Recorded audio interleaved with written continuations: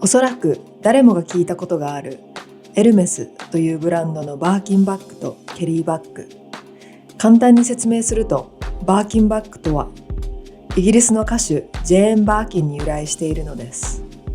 彼女はたくさんの荷物を無理やりバスケットに詰め込んでいたそうで、その姿を飛行機で偶然に見かけた当時のエルメスの社長が彼女のために作ったバッグがバーキンなのです。それからケリーバッグとは、あの美しいモナコ王妃のグレース・ケリーがパパラッチから妊娠中のお腹を隠したバッグとして有名になりました。1955年頃からグレース・ケリーにちなんでケリーと改名されたそうです。またオークションサイトでバーキンバッグが4000万円で取引されたという記事が書かれたりしたこともあって、何かと話題になっています。それにインターネットで中古を買おうとすると、その値段が正規店の軽く 2,3 倍はします。それだけ入手困難というプレミアがつくんです。それに近年叫ばれているインフレーションにもしっかり対応していて、こちらはケリーとバーキンの1950年代からの価格推移を貼っておきます。過去 2,3 年で10万円も値上がりしていたりと、プライシングパワーも強いんです。いつか買えたらいいなのいつかの時間の間にも着々と値上げをしています。中古市場でもアメリカで人気があるのはケリーのヴィンテージ。80年代、90年代、2000年代初期のものを目にしますので、10年から30年時間が経っていても、その上質さと需要の強さから購入価格以上のプレミアがつくんです。このことからエルメスのバッグをコモディティとして見る動きも。もし自分が職を失ったとか、予期せぬ緊急事態でお金が必要になった時にバッグを売って生活の足しにするとか、立派な資産になりうるということですね。エルメスは上場企業で2000年に43ユーロだった株価が2021年11月に最高値1653ユーロをつけています。株価の推移を見てもその順調さが伺えます。こちらはエルメスの2019年からの売上の推移です。2020年はコロナで少し売上が落ちたとはいえ、2021年にはすごく売上を伸ばしていますし、今年の売上見込みも強気です。SNS のインフルエンサーの方々の発言や YouTube 上でも目にすることがあって、実は私も2020年の自粛期間中にエルパトのビデオがたまたま上がってきているのを見て、エルパトって何？のレベルから始まりました。エルパトとは、バーキンやケリーなどレアなバッグを探してエルメスの店舗を何度も訪れることをエルメスパトロール、略してエルパトというらしいです。一説によると、エルメスに行ってバーキンが買える確率は 1% 以下なので、100回お店に通って1回出会えるか出会えないかっていうすごい確率ですよね。ちょっと前置きが長くなったんですが、そんなアメリカ在住の私が日本でもアメリカでもなく、今回パリの旅行中にエルメス本店で憧れのバッグを手に入れたので、まずは私が今回何を購入したのかっていうのを先にお見せします。With Nuns。それでは皆さんお待たせしました。今から開封動画を撮っていきたいと思います。よいしょ。そう、ちょっと今何のバッグが入ってるってまだ言わないんですけど、重さがこの箱と中身でちょうど 2.5kg ありました。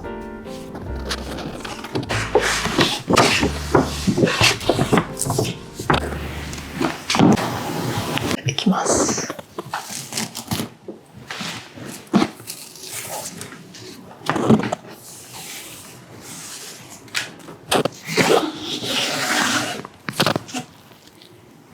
ちょっと一つ言わせてほしいんですけど、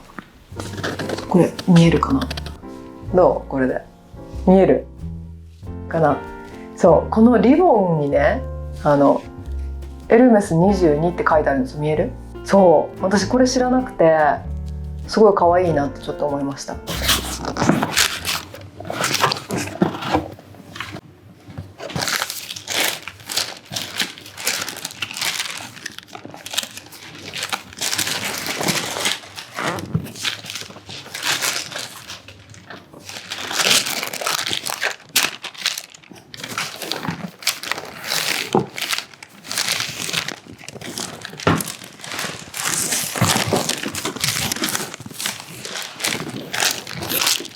見てください。まず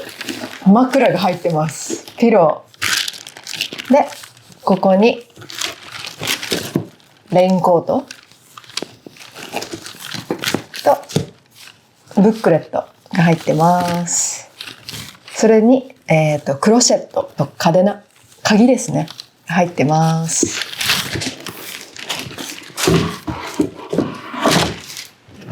じゃあ皆さん、準備はいいですか？じゃあ私が実際に何を買ったかというと、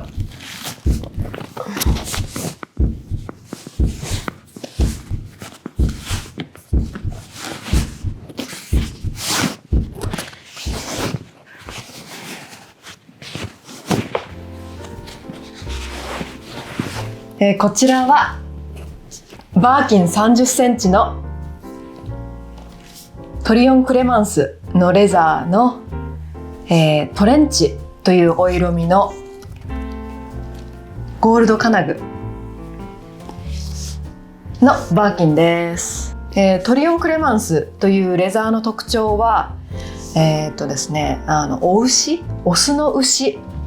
のレザーでして、皮の目がトゴに比べると少し大きいっていう特徴がありますね。で、結構柔らかめで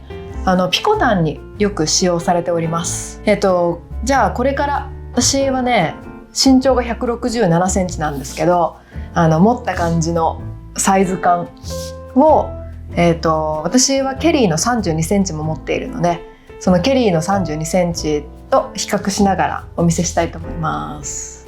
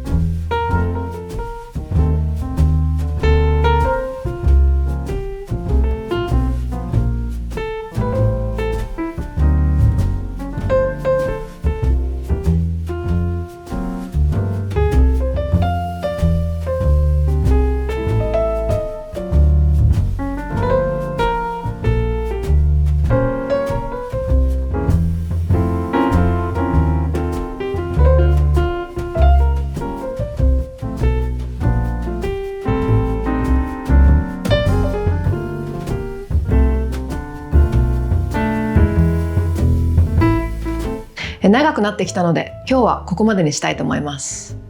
次回は具体的にどうやってバーキンを購入したのかっていう体験談と方法をお話ししたいと思います。このエルメス会の後にはイタリアの Vlog が回りますので、そちらもお楽しみに。それでは皆さん、ご視聴ありがとうございました。良い一日を。バイバーイ。